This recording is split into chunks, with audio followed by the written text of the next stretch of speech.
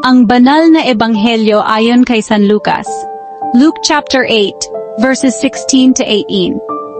Walang taong nagsisindi ng ilawan at pagkatapos ay tatakpan ito ng isang sisidlan o kaya ilalagay sa ilalim ng kama. Sa halip, inilalagay ito sa isang lalagyan upang makita ng mga pumapasok ang liwanag. Sapagkat walang natatago na hindi mabubunyag, at walang lihim na hindi malalaman at maisisiwalat.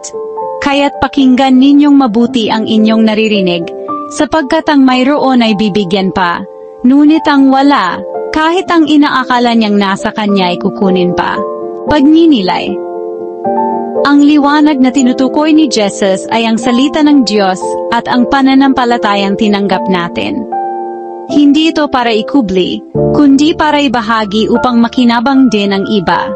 Katulad ng ilaw nagbibigay liwanag sa buong silid, ganoon din ang dapat gampanan ng bawat Kristiyano, maging liwanag sa pamamagitan ng mabuting gawa, tapat na pamumuhay at pagbabahagi ng ebanghelyo.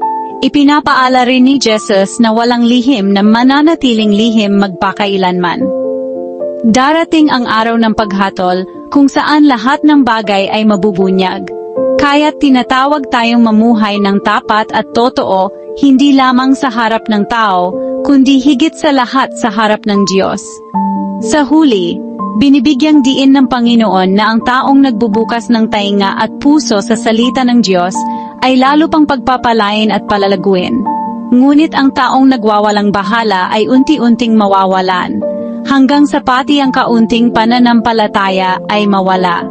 Kaya't paanyaya ito sa atin, huwag nating itago ang liwanag na nasa atin, kundi ipamalas ito sa gawa at salita, upang ang iba ay madala rin sa Diyos. Mapagnilay na sitwasyon. Isang guro sa pampublikong paaralan ang palaging dumadalo ng misa tuwing linggo. Kilala siya ng mga estudyante bilang mahigpit pero makatarungan. Sa klase, hindi lang siya nagtuturo ng aralin, kundi nagbibigay din ng mabuting payo tungkol sa pagiging tapat at may respeto.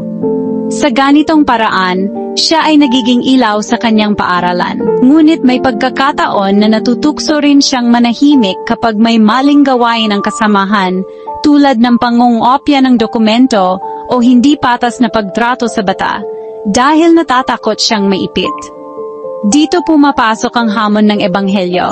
Kung ang guro ay magsasalita para sa katotohanan at tatayo sa tama, magiging mas malinaw ang liwanag na kanyang ibinabahagi. Mga konkreto at aplikasyon sa buhay. Sa pamilya, kapag may maling gawi sa bahay tulad ng panlalait, pananakit, o pagkakanya-kanya, ang isang miyembro ay dapat maging tagapagdala ng kapayapaan at pag-ibig. 2. Sa trabaho. Sa mga opisina, minsan uso ang tsismis at paninira. Ang isang Kristiyano ay tinatawag na maging ilaw, magsabi ng totoo at huwag makisali sa paninira. 3. Sa pamayanan. Kapag may proyekto para sa kabutihan ng lahat, huwag maging manood lang. Makilahok, tumulong at ipakita ang malasakit. 4. Sa paaralan. Ang kabataan ay maaring maging ilaw sa pamamagitan ng pagiging masipag sa pag-aaral, tapat sa pagsusulit, at mabuting impluwensya sa barkada. Ang buhay Kristiyano ay hindi para sa sarili lamang. Ang pananampalataya na ating tinanggap ay liwanag na dapat magbigay liwanag din sa iba. Kapag pinili nating itago ito sa takot, hiya o katamaran, unti-unti itong mamamatay. Ngunit kapag ibinahagi natin ito sa pamamagitan ng pagmamahal, katotohanan at kabutihan, lalo itong nagiging maliwanag at mas maraming tao ang naakay patungo sa Diyos. Kaya't tanungin natin ang ating sarili, ako ba ay liwanag na nagbibigay inspirasyon at pag-asa sa iba, o ako ba ay ilaw na nakatago at hindi nakikita? Sa huli, ang tunay na liwanag ay hindi nagmula sa atin, kundi kay Kristo mismo. At habang tayo'y nananatiling nakakabit sa Kanya, lalo tayong nagiging tanglaw sa mundong puno ng kadiliman.